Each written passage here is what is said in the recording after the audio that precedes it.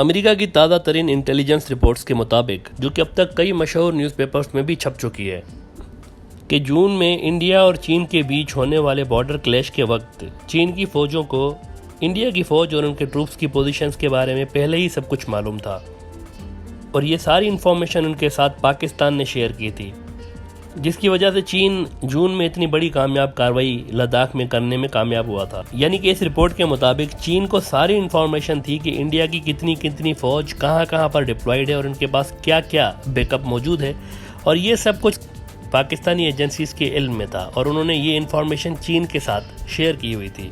याद रहे कि पाकिस्तान की जो सबसे अहम इंटेलिजेंस एजेंसी है वो इंटर सर्विसेज इंटेलिजेंस एजेंसी यानी ISI है। ये एक नहायत ही प्रोफेशनल और हाई सक्सेस रेट रखने वाली एक एजेंसी है जिसे दुनिया भर में माना जाता है।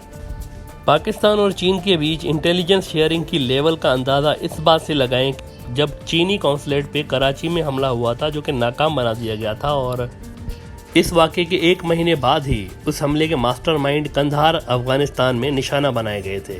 नहायत ही प्रिसाइज इंटेलिजेंस शेयरिंग थी उस वक्त। और उसके बाद हाल ही में जब कराची स्टॉक मार्केट पे हमला हुआ था, जिसमें चीन के 40% शेयर हैं कराची स्टॉक मार्केट में, उस पर जब अटैक हुआ था तो सिर्फ 8 मिनट्स के अंदर अंदर सारे हमलावरों को सिंध रेंजर्स और सिंध पुलिस ने निशाना बनाया था।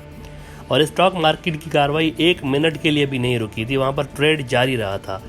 साफ नज़र आ रहा था कि रेंजर्स और पुलिस को गोया कि पहले से ही इन्फॉर्मेशन मौजूद थी कि हमलावर कहाँ पे और किस तरीके से आएंगे। इस सिलसिले में ये खबर भी पाकिस्तान और चीन के बीच बहुत ही गहरे रिलेशंस को साबित करती है कि चीन ने अपनी मिलिट्री कमीशन में ISI के ऑफिसर को अपॉइंट किया हुआ है।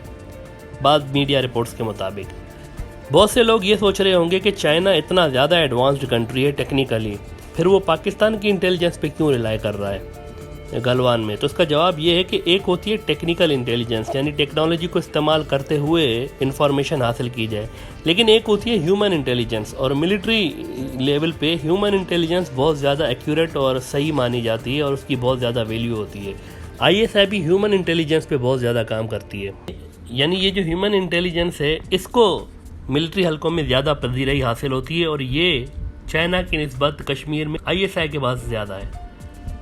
लिहाजा लद्दाख में चीन ने इन्हीं इंफॉर्मेशंस को इस्तेमाल करते हुए अपनी फ़ौज डिप्लॉय की हुई थी। चीन और पाकिस्तान के बीच इतने ज़बरदस्त फ़ौजी तावन की वजह से ही इंडिया में एक मिलिट्री टर्मिनोलॉजी वजूद में आई है जिसे कहते हैं 2 फ्रंट वॉर। हालांकि पाकिस्तान इस थ्योरी को रद्द करता है कि 2 फ्रंट वॉर जैसी कोई चीज़ नहीं है। इस सवाल के जवाब में कि इंडिया 2 फ्रंट वॉर को कैसे हैंडल करेगा, इंडिया के army chief general MM Naravane का कहना था कि सियाचिन और शाक्सगम ये वो इलाके हैं जहाँ पर चीन और पाकिस्तान की सरहदें मिलती हैं।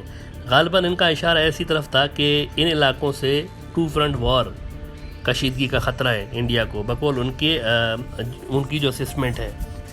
उनका ये भी कहना था कि कई साल हमने सिर्फ पाकिस्तान को स्टडी किया और पाकिस्तान के साथ मुल्हिका बॉर्डर पर ही फोकस रखा, लेकिन अब वक्त आ गया है कि हम ज़रा रीबैलेंस करें अपनी डिप्लॉयमेंट को, और चीन वाले बॉर्डर पर भी गहरी हमारी नज़र है, क्योंकि चीन यहाँ पर तेज़ी के साथ मॉडर्न हथियार और रोड्स की तामीर कर रहा है और अपनी फ़ौज को आगे ला रहा है।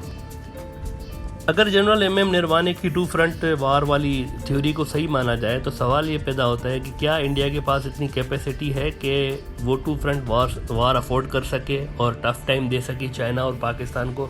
ये इंडिया के पॉलिसी मेकर्स को सोचना पड़ेगा।